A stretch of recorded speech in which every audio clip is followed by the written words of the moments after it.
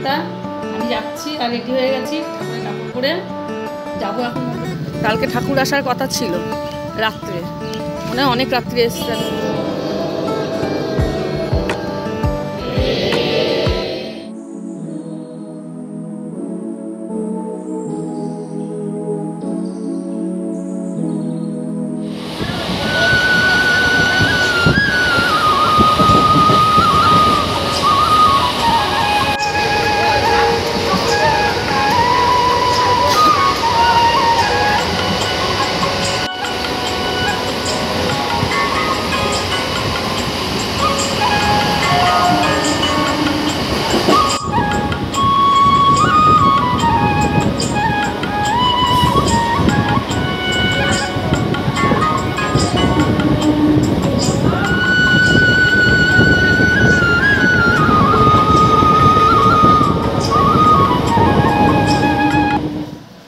Lifestyle রূপালী, good morning.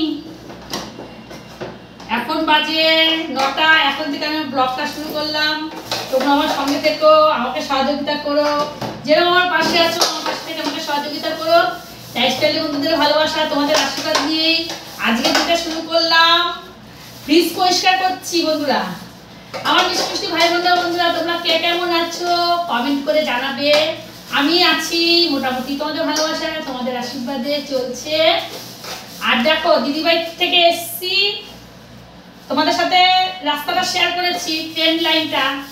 দিদিভাই থেকে এসে কাজকর্ম অনেক সারা হয়ে গেছে। এসে স্নান, ঘর দুয়ার ঝাঁট দিয়ে স্নান করে পুজো দিয়ে রান্নাও আমার হয়ে গেছে।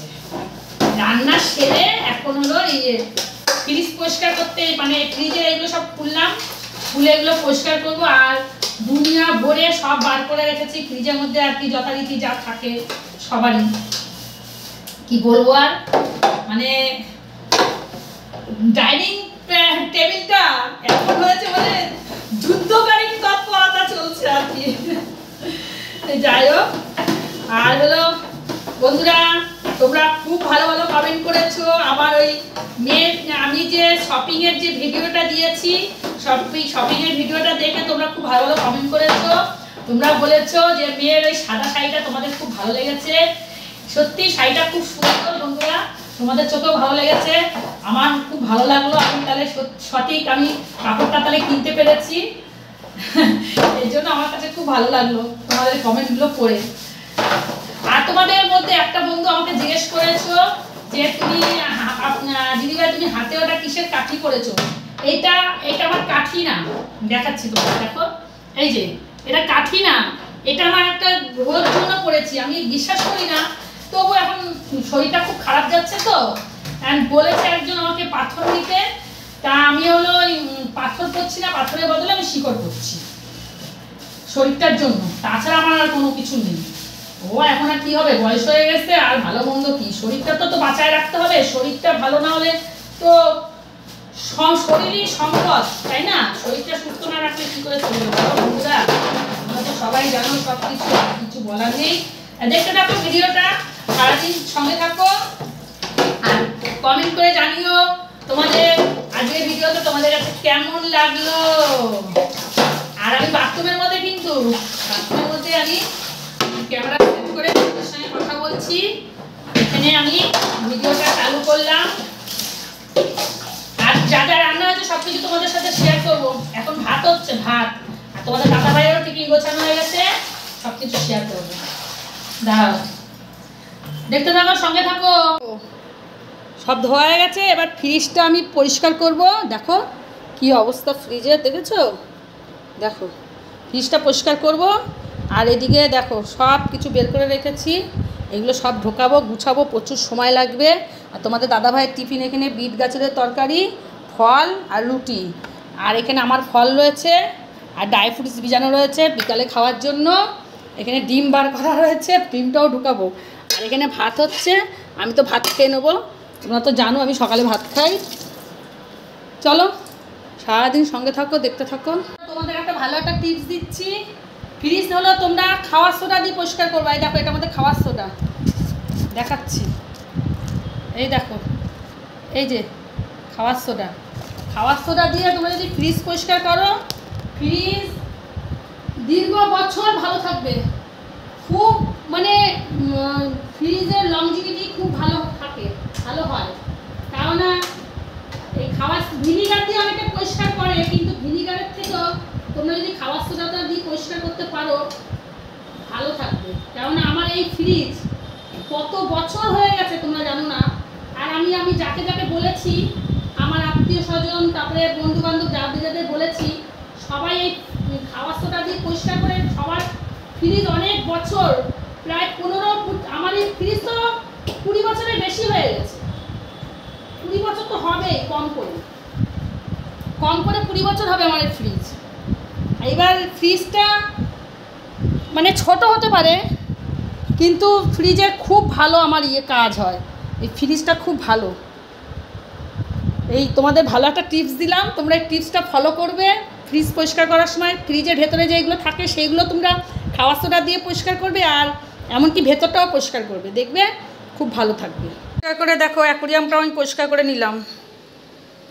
অ্যাকোরিয়ামটা পরিষ্কার করে নিলাম, নিয়ে এবার আমি চলে যাব গা কাপড় ধুতে। অনেকটাই বেলা হয়ে গেছে, কাজকর্ম সাথে সাথে ভাল লাগছে না। আর যা গরম পড়েছে, মনে হচ্ছে এবার বৃষ্টি আবার মনে হয় ভাসাবে। বন্ধুরা, মেঘটা তো আবার দেখছি বেজর বেজর করছে, মুখটা দেখি কালো হয়ে গেছে। দেখো, দেখেছ?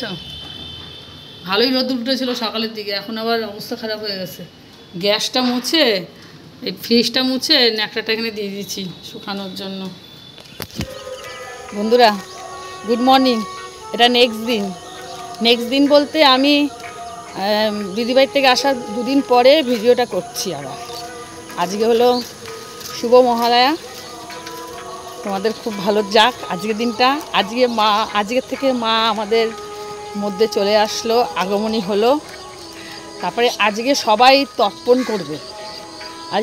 করবে, তোমাদের দাদা ভাইও তর্পণ করবে। আর আমি হাঁটতে বেরিয়ে গেছি, দেখো এখনও ভোর, কিন্তু বুঝেছো, এখনও ভোর। এখন বাজে 5:30, না 5:15, 5:30 না, দেখি 5:15 বাজে। যাই চলো।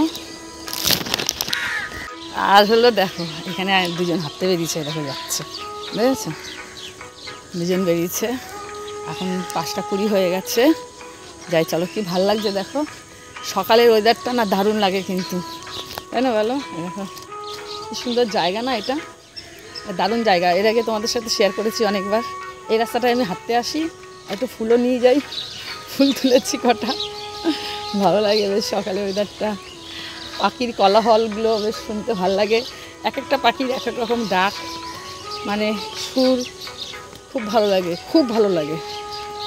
এবার আমাকে ডাক্তার বলেছে হাঁটতে মানে এমনভাবে হাঁটবেন না যে গায়ে ঘাম ঝরুক, আপনার ঘাম ঝরাতে হবে, মেদ ঝরাতে হবে, সেটা না। মানে হাঁটবেন নর্মাল, একটু হাঁটাহাঁটি করলে ভালো হয় সকালের দিকে। তার জন্য হাঁটতে বেরিয়েছিলাম, মানে বেরোচ্ছিলাম, বেরোই প্রত্যেক দিনই আর কি। যেদিন আর কি সুবিধা পাই, ধরো কোথাও গেলাম না, বাড়িতে থাকলাম, যাই হেঁটে আসি। আর তোমাদের দাদাভাই যদি তর্পণ করবে, আর তোমাদের দাদাভাই যদি ভিডিও করতে পারতো, তাহলে তোমাদের সাথে শেয়ার করতে পারতাম। ও তো আর ভিডিও করতে পারে না, আর তোমাদের সাথে শেয়ার করতে পারবো না। যাই চলো, বাড়ির দিকে যাই। এবার বাড়ির দিকে গিয়ে আজকে উপাসনায় যাব। আমাদের গুরুদেবের বাবামণির মণ্ডলীতে আজকে উপাসনা আছে, উপাসনায় যাব। উপাসনায় গিয়ে তোমাদের সাথে আবার শেয়ার করবো। এখন রাখছি, আবার যখন বেরোবো আমি উপাসনার জন্য, তখন আবার তোমাদের সাথে শেয়ার করবো। আমাদের পাড়ার ঠাকুরের লাইটিং শুরু হয়ে গেছে, কিন্তু 2 দিন ধরে লাইটিং শুরু হয়েছে, তোমাদের সাথে আর শেয়ার করিনি। কালকে ঠাকুর আসার কথা ছিল রাত্রে, মনে হয় অনেক রাত্রে এসছে। আমি শুয়ে পড়েছি, তো আমি তো 11:30 নাগাদ শুয়েছি, 1-1:30 নাগাদ মনে হয় এসছে, আমি ঠিক জানি না। ভেতরে গেলে দেখতে পারবো এসছে কি না। তোমাদের সামনে চলে আসলাম, এখন বাজে 7:30। আমি যাচ্ছি, আর রেডি হয়ে গেছি, ঠাকুরের কাপড় পরে যাবো এখন মণ্ডলীতে উপাসনায় গিয়ে আবার ওখানে তোমাদের সাথে শেয়ার করবো। যে তোমাদের দাদাভাই এখানে বসে আছে, চা খেলাম, চা খেয়ে যাচ্ছি। যাই চলো, বেরিয়ে গেছি, আমরা যাচ্ছি। হ্যাঁ,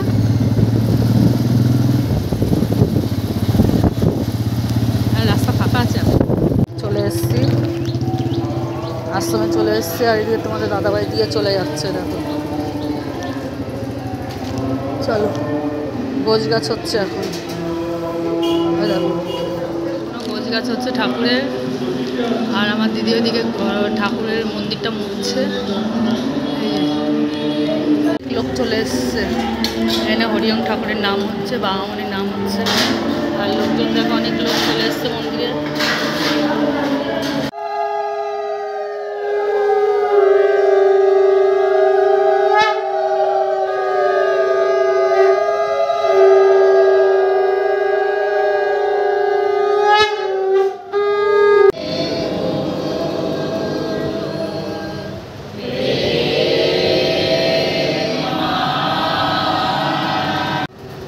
তারই জন্য কতগুলো সঙ্গীত যন্ত্র এর মধ্যে ব্যবহার করা হয়েছে, কিন্তু এই সবের উপাসনাটাকে আমরা কখনো কোনো যন্ত্র সংযোগ করি না।